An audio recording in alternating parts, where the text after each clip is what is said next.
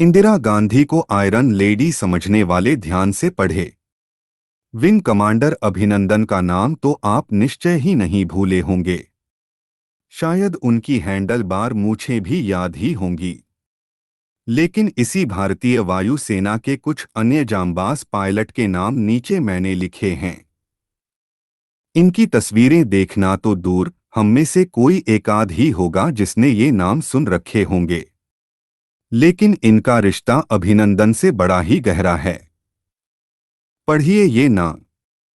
Wing commander Harsharan Singh Dandos, squadron leader Mohinder Kumar Jain, squadron leader J M. Mistry, squadron leader J D. Kumar, squadron leader Dev Prasad Chatterjee, flight lieutenant Sudhir Goswami, flight lieutenant V Tambe, flight lieutenant Nagaswamy Shankar, flight lieutenant Ram M Advani, flight lieutenant Manohar Purohit, flight lieutenant Tanmay Singh Dandos, flight lieutenant Babul Guha, flight lieutenant Suresh Chandra Sandal, flight lieutenant Harvinder Singh, flight lieutenant L M. सासून, flight lieutenant K P S. Nanda, flight lieutenant Ashok Dhawale, flight lieutenant Shrikant Mahajan, flight lieutenant Gurdev Singh राय,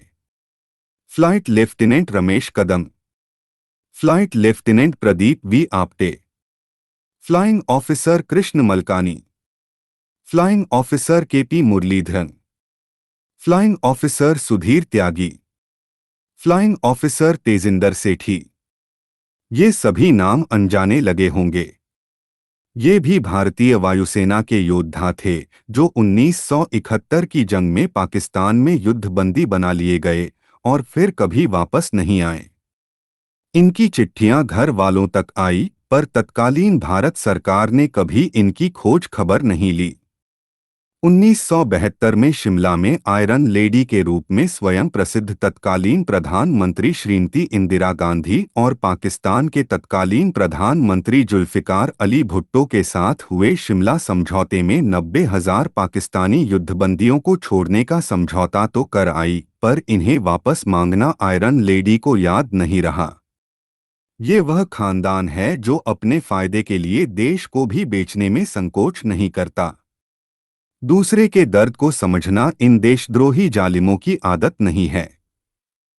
तभी तो इनकी party चीन के साथ भारत को बर्बाद करने का प्राइवेट समझौता कर चुकी है और पप्पू पूरे जोर शोर से चीन के एजेंडे को पूरा करने में लगा है।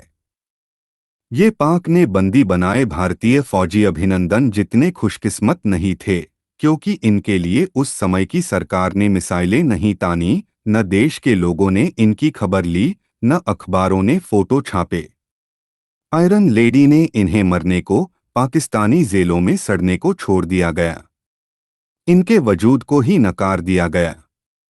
यह पहली बार नहीं हुआ था। रेजांगला के वीर अहीरों को भी नाकारे नेहरू ने भगोड़ा करार दे दिया था। परमवीर मेजर शैतान सिंह भाटी को कायर मान लिया गया था अगर चीन ने इनकी जांबाजी को न स्वीकारा होता। भला हो उस लद्दाखी गडरिये का जिसको इनकी लाशें न मिली होती तो ये वीर अहीर न कहलाते और शैतान सिंह भाटी मरणोपरांत परम वीर चक्र का सम्मान न पाते।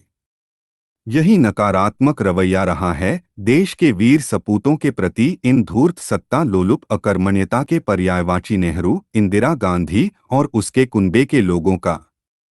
यही फर्क है देशभक्ति के सच्चे सपूत मोदी में और दूसरों में। आप कल्पना भी नहीं कर सकते कि अगर मोदी की जगह सोनिया की कठपुतली वाला गूंगा होता तो शायद अभिनंदन का नाम भी इसी लिस्ट में लिखा होता। यह पोस्ट नेहरू के चाटुकारों के लिए पीड़ादायक होगा, लेकिन देश के आम नागरिक की आंखें जरूर खुल जाएगी और इस परिवार की असलियत से परिचित हो जाएंगे। चाचा 420 ने बंटवारे के समय मुसलमानों को भारत छोड़ने से रोका, जबकि बंटवारा धर्म के नाम पर हुआ था और उसकी पुत्री ने मुस्लिम पर्सनल बोर्ड की स्थापना की।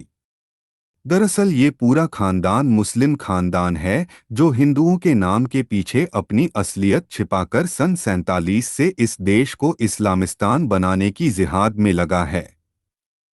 अफसोस है कांग्रेसी कुत्तों की तरह इस मुस्लिम खानदान की वफादारी में लगे हैं चंद टुकड़ों की खातिर। वंदे मातरम।